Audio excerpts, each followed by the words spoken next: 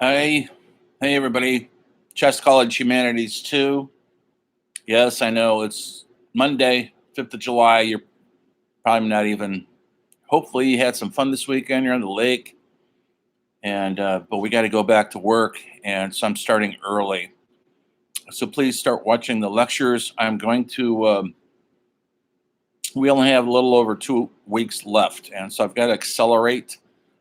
These summer school sessions are a little frustrating, maybe not for you, but for somebody who's trying to teach 500 years of humanities. It's hard to crunch it all in, and so we're going to go fast and furious these last 2.5 weeks.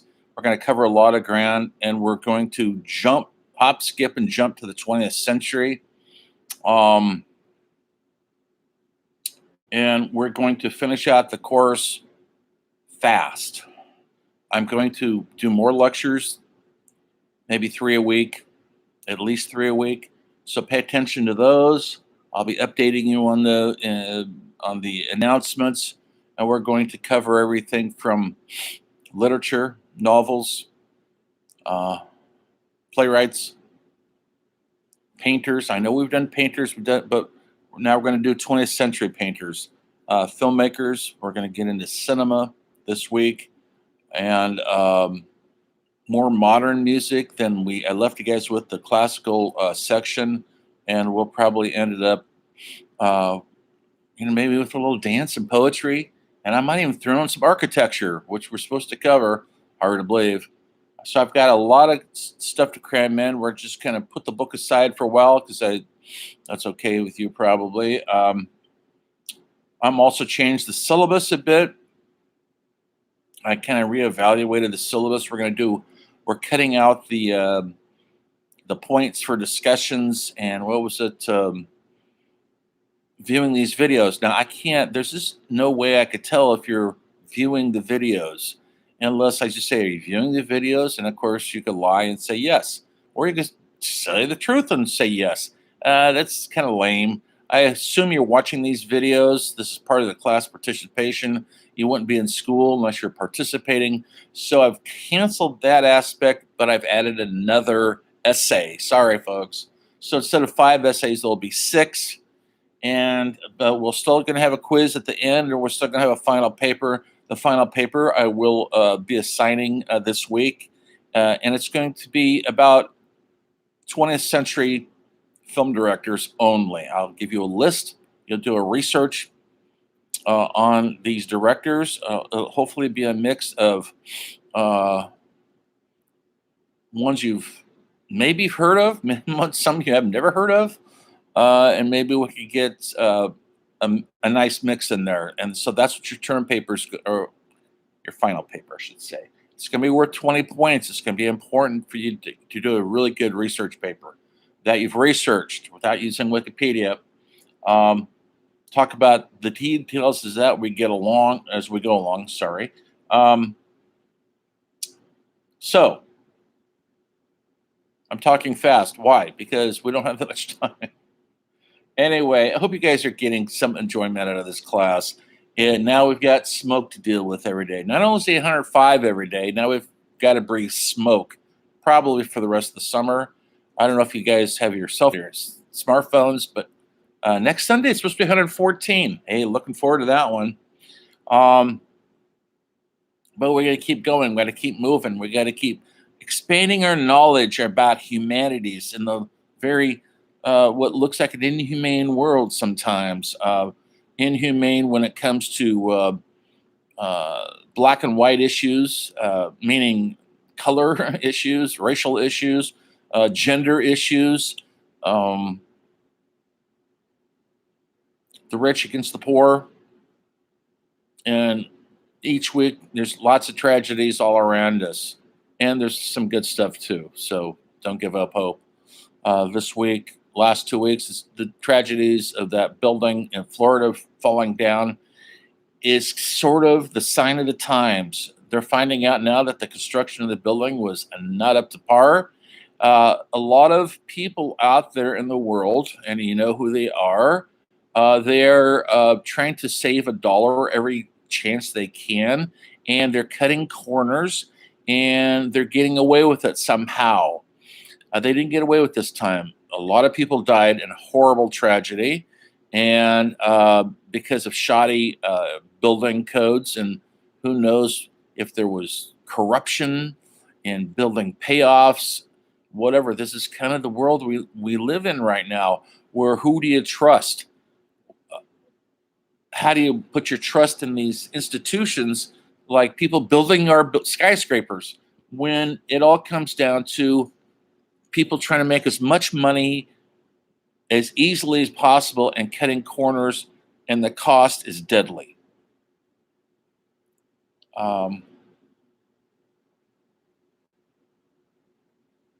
That's my little lecture on the inhumanity of our situation now in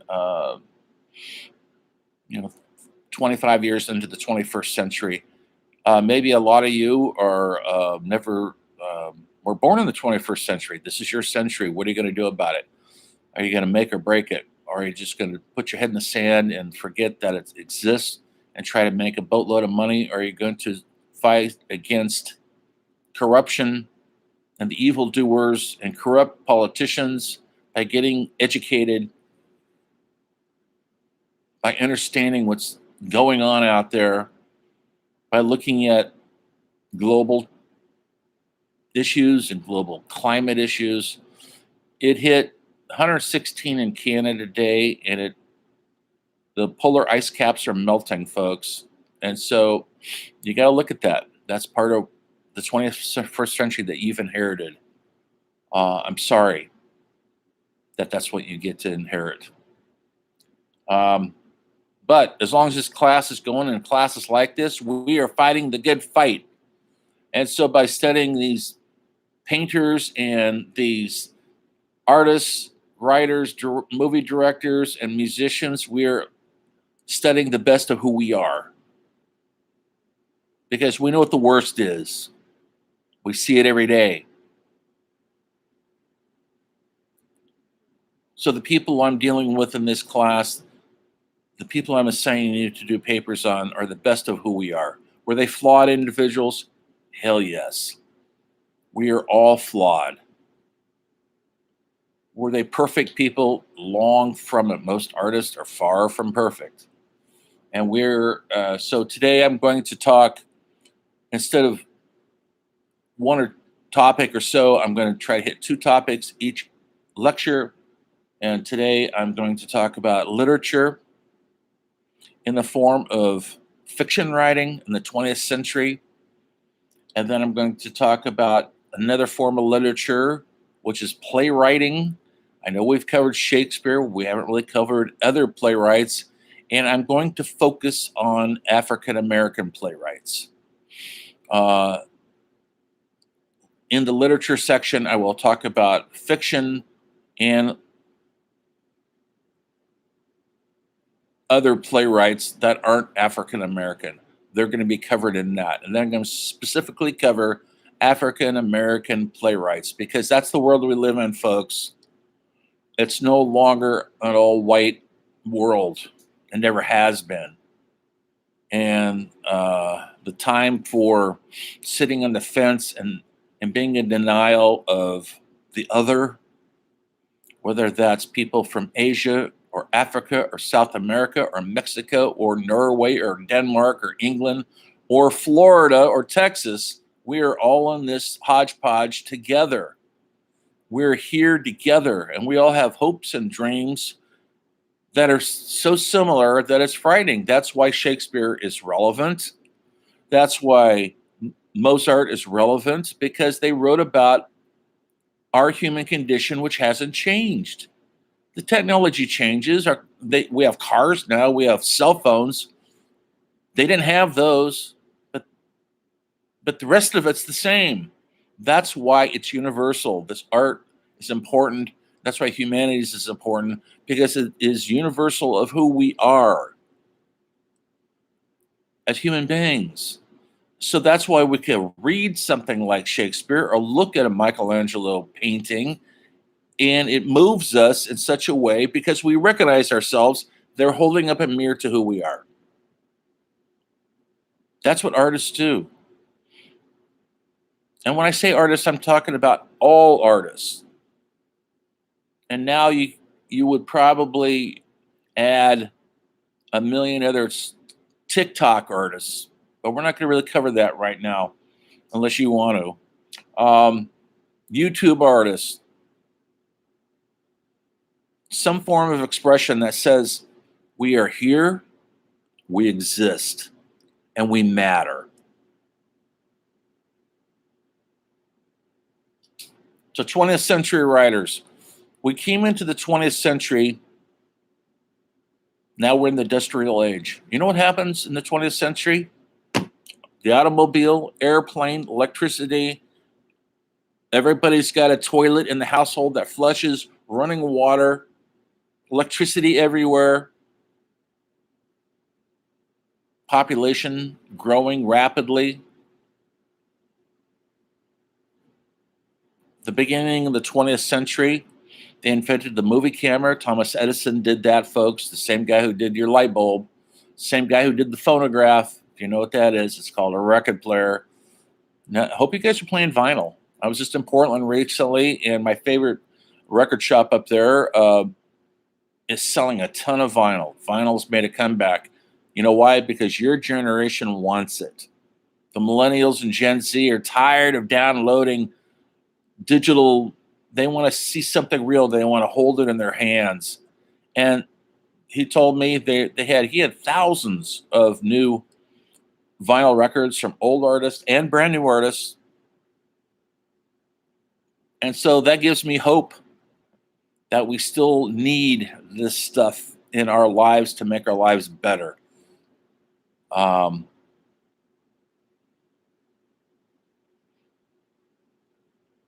So people were writing like crazy.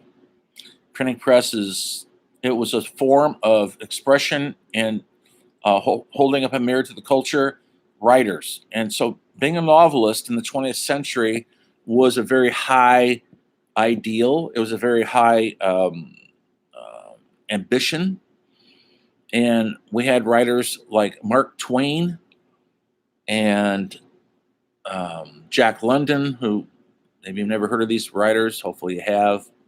I'll be posting a ton of little videos for you to watch. Watch them.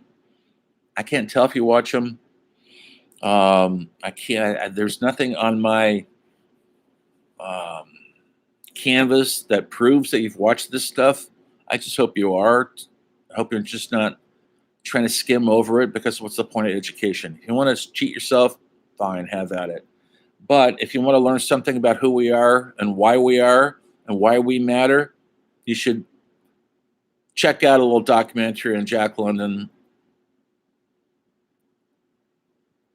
or Ernest Hemingway, Mark Twain, John Steinbeck. These are the writers of the earliest 20th century that shaped who we are. They shaped our narrative. Narrative simply means they shaped our story. Playwrights like, so many of them to name, but playwrights like Arthur Miller, Tennessee Williams, shaped our voice. They gave voice to who we are. And authors like John Steinbeck, who wrote Grapes of Wrath and East of Eden, some of the greatest novels of the entire world, but mostly mid-20th century. Maybe you've heard of some of those. Maybe you've seen the movies of Mice and Men. Maybe you've heard of that. That's how strong their voice was. They gave voice to who we are.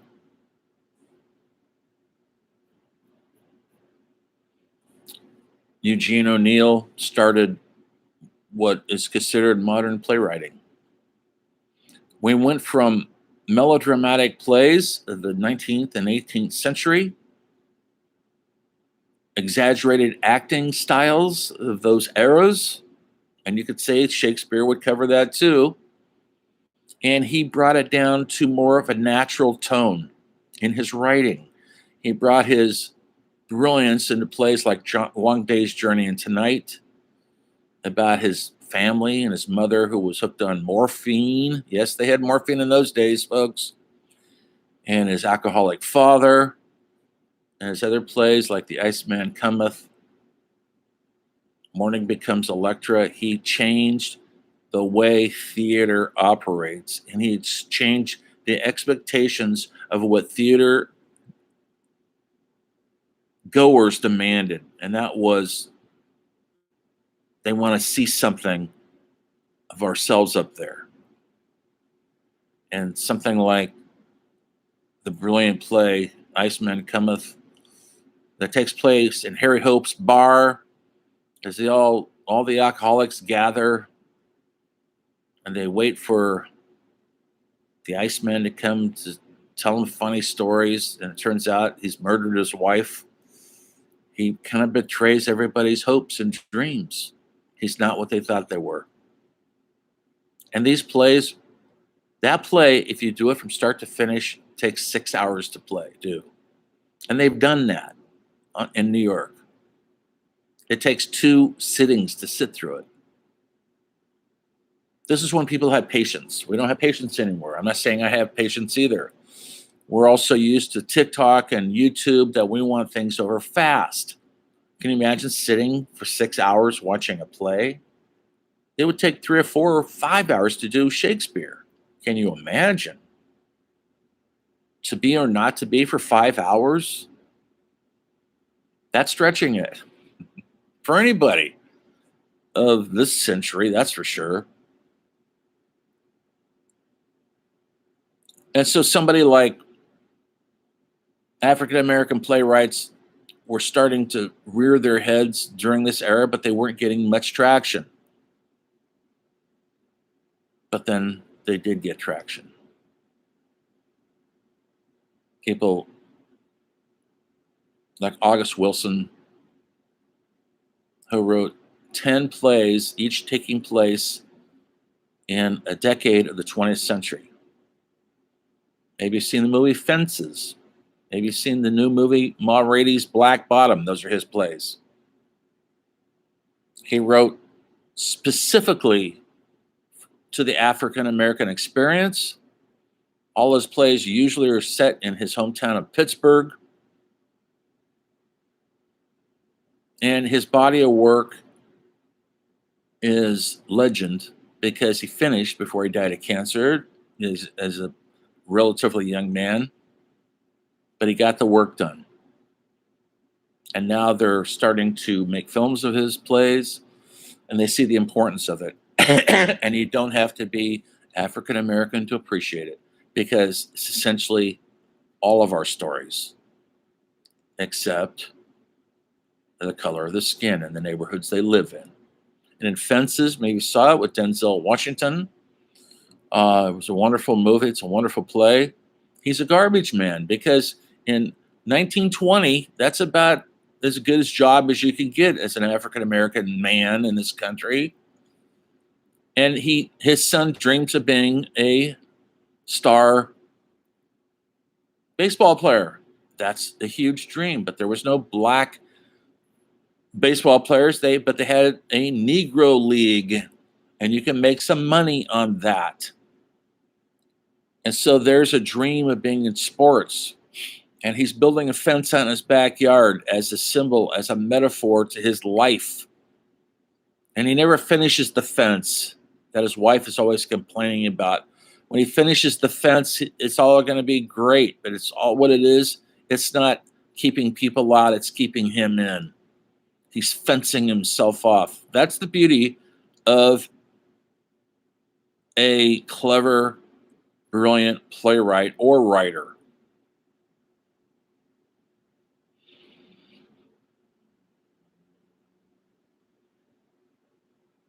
The literature was starting during the after World War I. African Americans came home, and some of them got lynched. They fought in World War I, and there was still so much racism in this country. And we had Jim Crow laws. I mean, some southern states could legally lynch somebody for what sounds like minor offenses. If you looked or spoke to a white woman, a black male, you could be lynched for it. And they were. And so the underlying subtext to all African American literature has to be slavery and Jim Crow. It dictates everything. It dictates all the hip hop music, all of it, folks. Are things better now? At least the mirror we're holding up, people are starting to recognize that there's a crack in that mirror. This year we've had, the last 5 years, it's been rough on African Americans being killed by the police, whether you believe the media or not. I don't care. It's a fact. Police aren't supposed to execute you because you have an outstanding traffic warrant or a marijuana cigarette on you. That's not their job, folks. Their job is to protect and serve us, the community. Are they doing that? You tell me. So there's a lot of rage out there. That's what hip hop is all about. It's all about rage. A beautiful rage. A justifiable rage. And it's going to continue until things are different. And that's with filmmakers. African American filmmakers are finally getting their foot in the door of cinema that's been around for 120 years. But along the way, before I get it too far into the 21st century, I want to stay in this area of the early 20th century literary writers, which include playwrights, because they're writing our story, they're writing our dialogue, they're writing what we say. A play is simply a dialogue. That's all they're saying in a play. Have you ever seen a play on stage? They talk. Whereas a novel, there's narration. A novel is here. There's an inner narration. It could be in the third person. It could be omniscient, meaning God's voice. A play has to be spoken by somebody on stage. There's no inner workings, inner thoughts in a play because everybody's speaking. And so it's two different idioms, I should say, not mediums, because they're both in literature. They're both writing. They're both, you take a utensil onto a piece of paper. That's before computers, folks.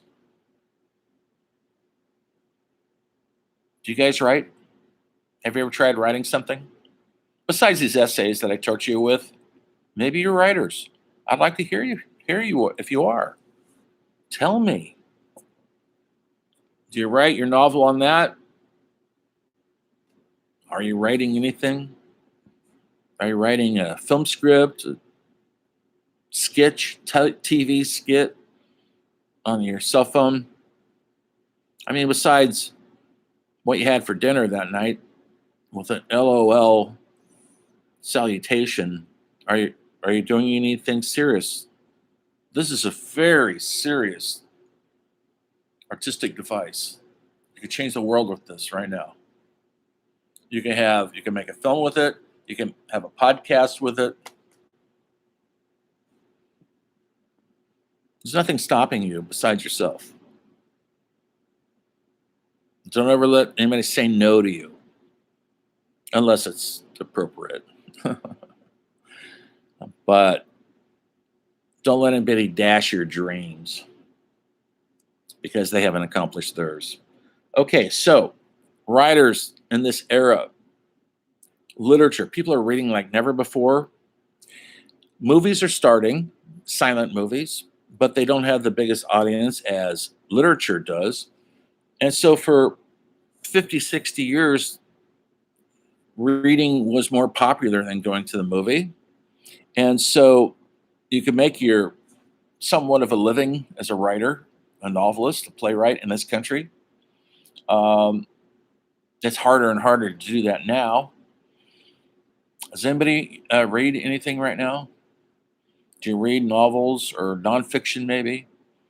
Um, you have the patience. It takes a discipline to read. Um, you really can't be a writer unless you read a lot, because that's how you see other writers, how they work. Um, I gain a lot from your essays. I'm reading your writing, and you all have something to say, and you all have a voice. And some of your voice is stronger than others, and you'll get better the more writing you do. Don't ever think you don't have something to say or a voice. You do.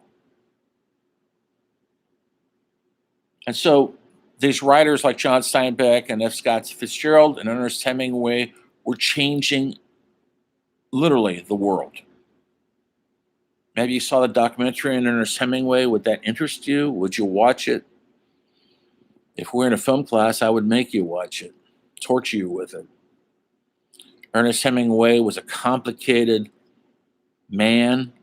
In real life, I probably wouldn't like him. He seems like a macho, bravado, great white hunter. He killed every animal there is in Africa.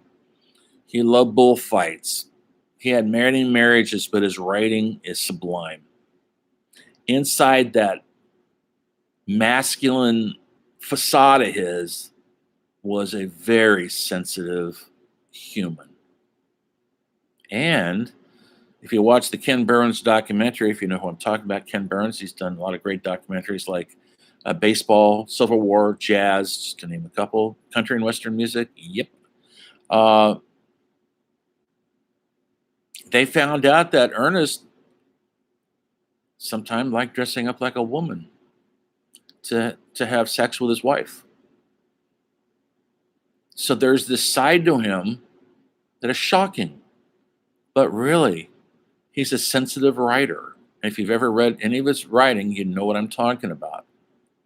But his persona was a great white hunter, bullfighter, war correspondent who covered Spanish Civil War, World War I. He was in the army, and he wrote great books about it. He was a war correspondent in World War II. He's a star. He loved being on the battlefield. He loved drinking with the boys, and had a freewheeling lifestyle. And by then, he was a celebrity. And he changed the way we look at literature. Somebody like F. Scott Fitzgerald, who wrote some of the most sensitive fiction literature ever in the history of literature. We're still studying his literature, like the great Gatsby. That's the one you may have heard of, I hope. They've made a couple of movies out of it. Maybe you watch movies of books instead of reading books. That's cool. Legendary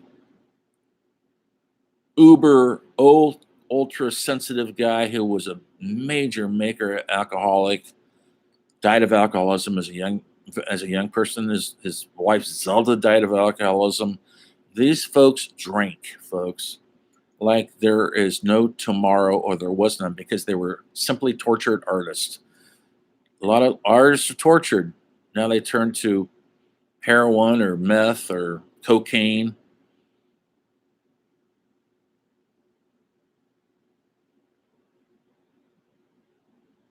There's always torment and torture, usually, when it comes to artists.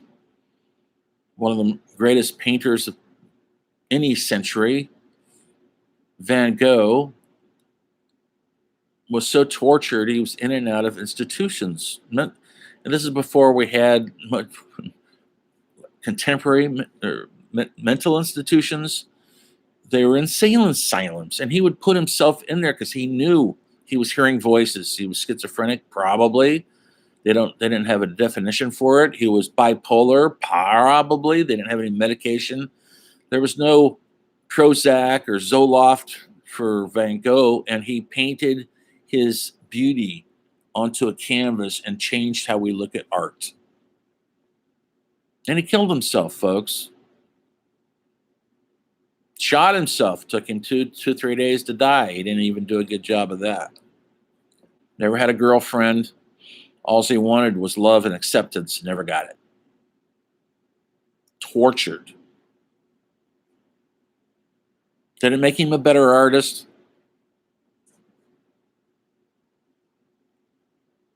Perhaps. Perhaps indeed. Then there were successful painters. I don't want to talk about them today. I'm going to talk about them in the next day or so. Like Pablo Picasso, maybe the most famous artist in the history of art. Ton of fame and glory and riches and ton of women in his life. Lived to 90. He lived a good life. Was he tortured? Was he driven? Absolutely. So black playwrights, you have to, in 1950, a play came out called Raisin in the Sun, and it was the first play by an African American that got to Broadway, an African American woman, and it won the Pulitzer Prize for playwriting. Can you imagine? It was a radical idea. It's about a family, a black family, moving out of the inner city, out to the suburbs, the white suburbs, and how that affected them, but also their white neighbors who did not welcome them, folks.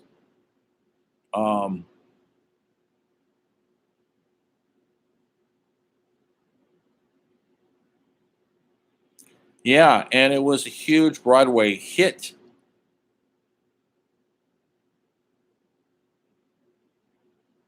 This is horrible. Yeah, I forgot her name. Sorry.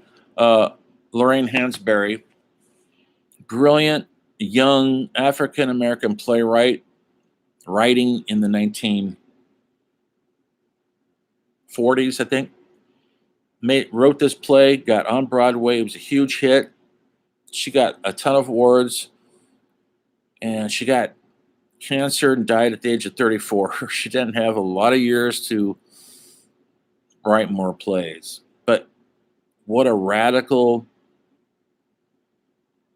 brilliant career she had, brief as it was, and white audiences packed the theater, not just African Americans. Because she's not writing about African Americans, she's writing about us, all of us.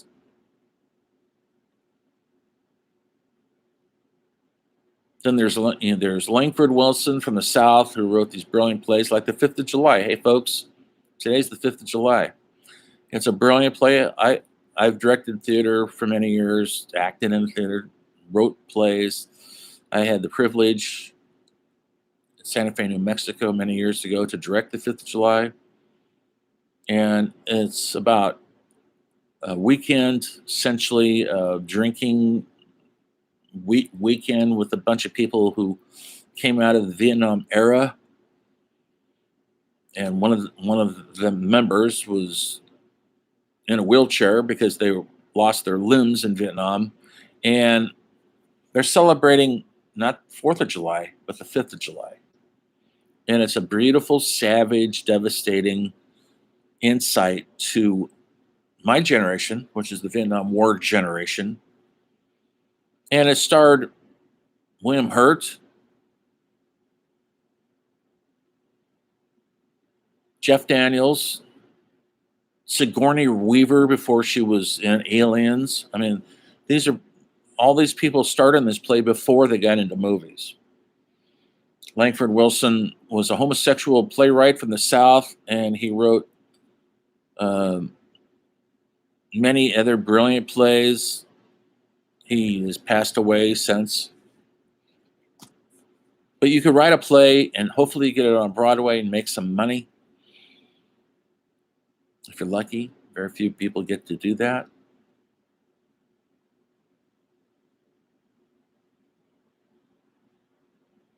There's African American female I should write notes more often. I'm thinking now. Lori, Lori Parks, who's really had an fabulous career. She's actually writing movies for Spielberg now. That's where the real money is, folks. But she wrote some brilliant plays, mostly in the 90s, with African American centric themes. And they're still rediscovering and over discovering her brilliance, her legacy. And she's had the opportunity to branch out into films where she could really make some good money because her voice is so singular. There was other black playwrights that never achieved that status, like Leroy Jones. I had the privilege of directing one of his plays called The Dutchman. It takes place on a subway. A black guy is riding the subway. He's approached by a white woman, Lulu, who's flirting with him. He doesn't understand it because they shouldn't be together and on the subway. And during the subway ride, she kills him. It's a pretty brutal play, folks. And I directed that many years ago. And it still is devastating. Later on, he changed his name. He became a Muslim, and he was a poet laureate from New Jersey. He has since passed on, but he came up during the Beat Generation. That would be in the 1950s. I'm going to talk about them too. And but these early 20th century writers that were writing in after World War I, there was a renaissance with African American writers that were centrally located in Harlem, New York. Has anybody here been to New York? You need to go. Don't be afraid of it. Doesn't matter what anybody said about it, they're wrong. Go up to Harlem. Of course, now it's all being gentrified. A bunch of wealthy white people are moving in there. But there was a time when Harlem was segregated from the rest of Manhattan, just like all the neighborhoods.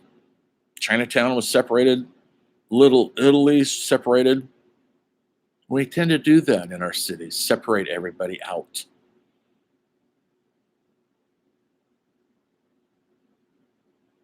There was a bunch of writers, playwrights, jazz musicians living in Harlem during the 1920s, the era they called the Roaring Twenties. And this art movement grew out of it, and it's been defined as the Harlem Renaissance. And we're still living with the breadth and the beauty of the work that came out in this era, the Jim Crow era, or it was still tough to be an African American in America.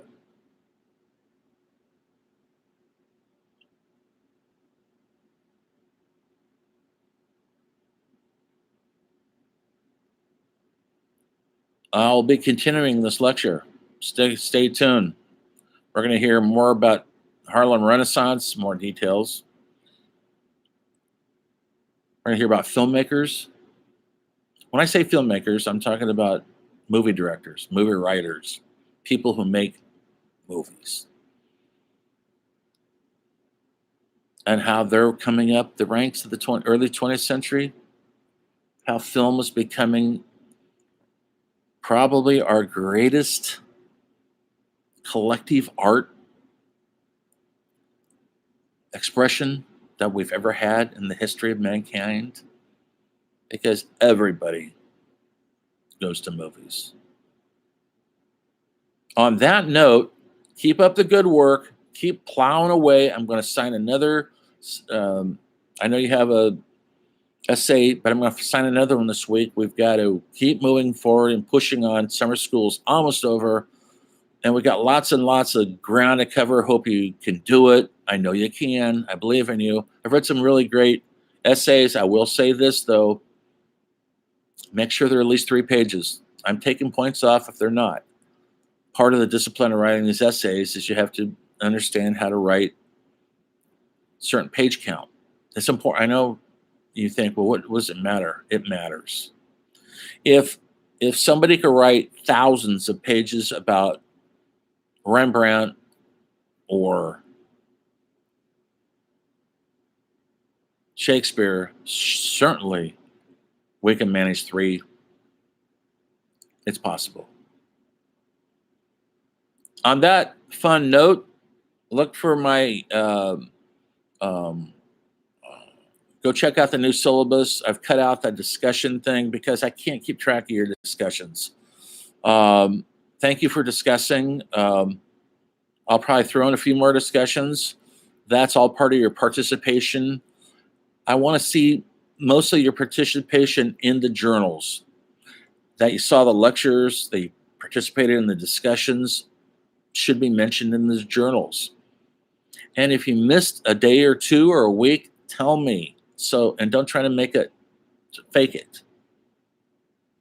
And when I assign these essays, I want you to watch the documentary I assign and base your essay on that, because I want to see your analytical mind trying to figure out the subject matter, not Googling it or Wikipedia in it and telling me their bios or what other people thought of it. I want to know what you think of it. No right or wrong. I just want to see your analytical, critical thinking. And so these next couple essays make that happen. That's it. The lectures are going to be a little longer. I'm not going to shut up for the next 2 weeks. Usually in summer school, just to give you a heads up, it's usually every day. Usually summer school, we meet in class every day for 75 minutes.